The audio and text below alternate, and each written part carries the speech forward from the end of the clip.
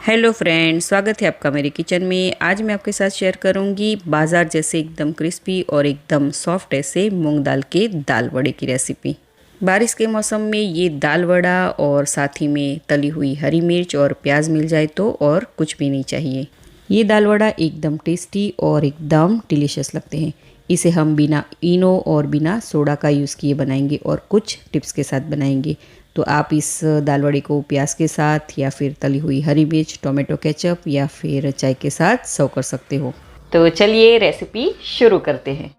नई रेसिपी सीखने के लिए मेरी चैनल को सब्सक्राइब करें और बाजू में दी गए हुए बेल आइकन को ज़रूर से दबाएं ताकि नई रेसिपी की नोटिफिकेशन आपको सबसे पहले मिले। मूंग दाल के पकोड़े या फिर दाल वड़ा बनाने के लिए सबसे पहले मिक्सिंग बाउल में छिलके वाली 1.5 कप जितनी मूंग दाल लेंगे। अगर आपके पास छिलके वाली मूंग दाल नहीं है तो आप बिना छिलके वाली मूंग दाल भी यानी कि मोगर दाल का यूज़ भी कर सकते हो। इस नाप से मैं 3 से 4 लोगों के लिए ये मूंग दाल के पकोड़े बना रही हूँ यानी कि दाल वड़े बना रही हूँ। अब सबसे इम्पोर्टेंट काम है हमें दाल को धोना। दाल को हमें 3 से 4 बार पानी से अच्छे से वॉश कर लेना है ताकि उसमें रही जो सारी डस्ट और गंदगी है वो निकल जाए। आप इस रेसिपी को कौन सी सिटी से, कौन से स्टेट और कौन सी कंट्री में से देख रहे हो मुझे कमेंट करके ज़रूर से बताइएगा। तो आप देख सकते हो कि दाल को मैंने अच्छे से वॉश कर लिया है। अब दाल में रिक्वायर के हिसाब से हम पानी ऐड करेंगे। तो यहाँ पर मैं 3 ग्लास जितना पानी ऐड कर रही हूँ। अगर बीच में आप दाल को चेक करोगे तो पानी कम लगे तो थोड़ा सा और पानी ऐड कर दीजिएगा ताकि दाल है वो अच्छे से सोख हो पाए। अब कवर करके 4 से 5 घंटे तक दाल को हम सोख होने के लिए रख देंगे। अगर आपके पास समय ना हो तो गर्म पानी में दाल को भिगो के 1 से 2 घंटे तक सोख होने दीजिएगा।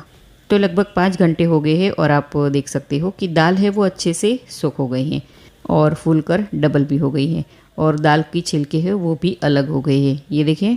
अब इस स्टेज पर दाल को हमें हल्के हल्के हाथों से इस तरह से पानी में मसलना है ताकि दाल में से जो बाकी बचे छिलके हैं वो भी निकल जाए। तो ये देखिए, इस तरह से दाल के छिलके हमें निकाल लेने हैं और दाल को हमें इस तरह से 3 से 4 पानी से वॉश करते जाना है और ये दाल के छिलके निकालते जाना है। जैसे जैसे हम दाल को पानी में अच्छे से वॉश करते जाएंगे तो छिलके हैं वो अपने आप निकलते जाएंगे। तो ये देखिए, लगभग सारे दाल के छिलके निकल गए हैं। कुछ कुछ बचे हैं तो कोई प्रॉब्लम नहीं है, मगर कई कई जगह थोड़ी ज़्यादा दाल के छिलके इसमें रहने देते हैं और उससे से ही दाल वड़े बनाते हैं। तो सारे दाल के छिलके निकल गए हैं। अब इसे हम साइड में रख देते हैं। अब एक मिक्सर जार लेंगे और उसमें हम 1 इंच जितना अदरक का टुकड़ा और मैंने यहाँ पर 4 से 5 हरी मिर्च जो तीखी वाली ली है और उसी के साथ 5 से 6 लहसुन की कली ली है वो ऐड कर लेंगे। अच्छा, यहाँ पर आप लहसुन नहीं खाते हो तो आप इसे स्किप भी कर सकते हो और तीखा अपने टेस्ट के हिसाब से एडजस्ट कीजिएगा। अब सोक की हुई दाल को हम मिक्सर जार में ऐड करेंगे। दाल को हम 2 से 3 पार्ट में ग्राइंड करेंगे। डिपेंड आपका जो मिक्सर जार कितना बड़ा है या फिर कितना छोटा है उस हिसाब से आप दाल को पीसिएगा और दाल को पीसते टाइम हमें बिल्कुल भी पानी ऐड नहीं करना है, तो ये बात का खास ध्यान रहे। अब मिक्सर जार को बंद करके दाल को हम दरदरा पीस लेंगे। मिक्सर को पल्स मोड पर यानी कि चालू बंद करके दाल को हमें ग्राइंड कर लेना है। तो ये देखिए, दाल को मैंने अच्छे से पीस लिया है। तो दाल का टेक्सचर है वो हमें इस तरह का दरदरा रखना है, एकदम स्मूथ नहीं पीसना है।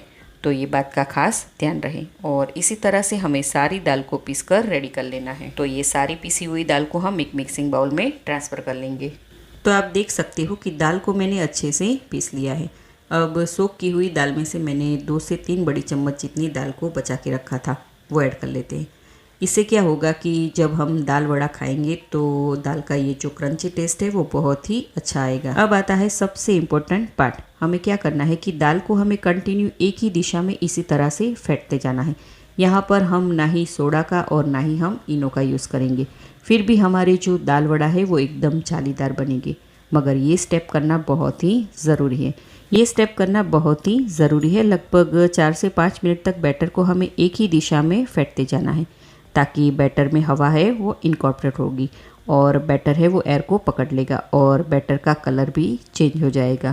तो लगभग 5 मिनट जितना समय हो गया है और मैंने बैटर को अच्छे से फेंट लिया है। तो ये देखिए, बैटर है वो एकदम फ्लफी हो गया है और उसका कलर भी चेंज हो गया है।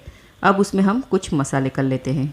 1 चम्मच नींबू का रस जो कि टोटली ऑप्शनल है, नमक स्वाद अनुसार, 1 चुटकी हींग, 1/4 कप जितना बारीक कट किया हुआ हरा धनिया ऐड करेंगे और इन सारी चीज़ों को हम अच्छे से मिक्स कर लेते हैं और बैटर को फिर से हम 1 से 2 मिनट तक इस तरह से चलाते जाएंगे।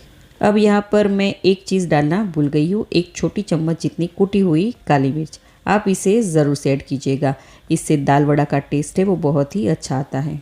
तो काली मिर्च को अच्छे से मिक्स कर लेते हैं। बैटर में सारे मसाले अच्छे से मिक्स हो जाए तब बैटर को हम थोड़ी देर साइड में रख लेंगे। अब मैंने यहाँ मीडियम गैस की फ्लेम पर तेल को पहले से ही गर्म करने के लिए रख दिया था, तो तेल हमारा अच्छे से गर्म हो गया है। अब तेल में समाये उतने हम दाल वड़ा ऐड करेंगे। दाल वड़ा गर्म तेल में ऐड करने के बाद उसे हम तुरंत नहीं पलटाएंगे, थोड़ी देर उसे हम सेट होने देंगे, बाद में ही इसे पलटाएंगे। अच्छा, यहाँ पर गैस की फ्लेम हमें हाई पर नहीं करनी है, वरना दाल वड़े हैं वो अंदर से कच्चे रह जाएंगे और बाहर से लाल हो जाएंगे। और गैस की फ्लेम को हमें लो पर भी नहीं रखना है, वरना दाल वड़े हैं वो तेल ज़्यादा एब्सॉर्ब कर लेंगे। तो मीडियम गैस की फ्लेम पर ही हमें दाल वड़े को तलना है, तो ये बात का खास ध्यान रहे। दाल वड़ा का गोल्डन ब्राउन कलर आए तब तक उसे हमें फ्राई करना है। तो आप देख सकते हो कि दाल वड़ा है वो अच्छे से गोल्डन ब्राउन हो गए हैं। अब इसे हम टिश्यू पेपर या फिर वायर रैक पर निकाल लेते हैं ताकि एक्स्ट्रा तेल है वो निकल जाए। तो इसी तरह से हमें बाकी सारी दाल वड़ा को फ्राई करके तैयार कर लेना है। तो सारे दाल वड़े बनकर रेडी हो गए हैं, तो चलिए अब हम इसे गर्मा गर्म सर्व कर लेते हैं। बारिश के मौसम में ये गर्मा गर्म दाल वड़ा खाने का मज़ा ही कुछ अलग है।